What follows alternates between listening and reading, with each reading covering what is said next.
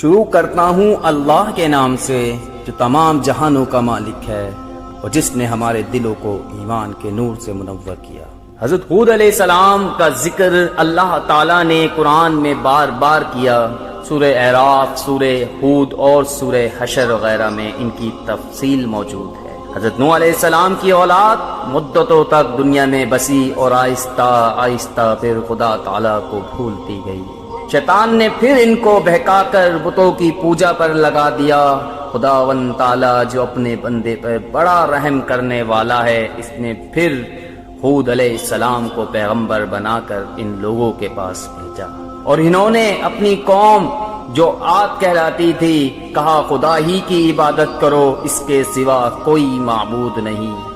میں تم سے اس نصیحت کے بدلے کوئی مزدوری یا اجرت نہیں مانگتا، مجھے اس کا بدلہ تو میرا اللہ دے گا جس نے مجھے پیدا کیا ہے۔ اور اے میری قوم، تم اپنے رب سے بخشش مانگو اور اس سے توبہ کرو، وہ تمہارے لیے مینا برسائے گا جس سے تمہارے کھیت اور باغات اچھے ہوں گے اور تمہاری طاقت بہت بڑھا دے گا۔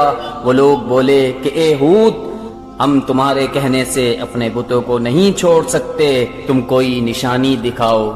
ہم تو یہ سمجھتے ہیں کہ ہمارے بتوں میں سے کسی نے تم پہ آسیب یعنی جادو کر دیا ہے اور تم دیوانے ہو گئے ہو۔ حضرت ہود علیہ السلام نے کہا تم سب مل کر میرے لیے تدبیر کرنی چاہو کر لو اور مجھے مہلت بھی نہ دو، میں خدا پر بھروسہ رکھتا ہوں جو میرا پروردگار ہے۔ میرے ہاتھ اللہ تعالیٰ نے جو تمہیں پیغام بھیجا تھا وہ میں نے تمہیں پہنچا دیا، اگر تم میرا کہنا نہ مانو تو اللہ پاک تمہاری جگہ اور لوگوں کو بسا دے گا اور تم خدا تعالیٰ کا کچھ نہیں بگاڑ سکتے۔ چنانچہ اس پر ان کی قوم نے کہا کہ روز تو ہمیں خدا کے عذاب سے ڈراتا ہے، جا اپنے خدا سے کہہ کہ ہم پر عذاب نازل کر دے اور اس میں ہرگز دیر نہ کرے۔ حضرت ہود علیہ السلام جو ایمان لائے تھے وہ غریب اور کمزور تھے، اور جو کافر تھے وہ مالدار اور سردار تھے۔ ان سب نے حضرت ہود علیہ السلام کا مذاق اڑایا۔ آسمان پر ایک بادل نمودار ہوا، اسے دیکھ کر یہ سمجھے کہ بارش ہونے والی ہے۔ حضرت ہود علیہ السلام کو اللہ تعالیٰ نے بتا دیا تھا کہ یہ عذاب ہے، چنانچہ وہ ایماندار لوگوں کو لے کر بستی سے باہر چلے گئے۔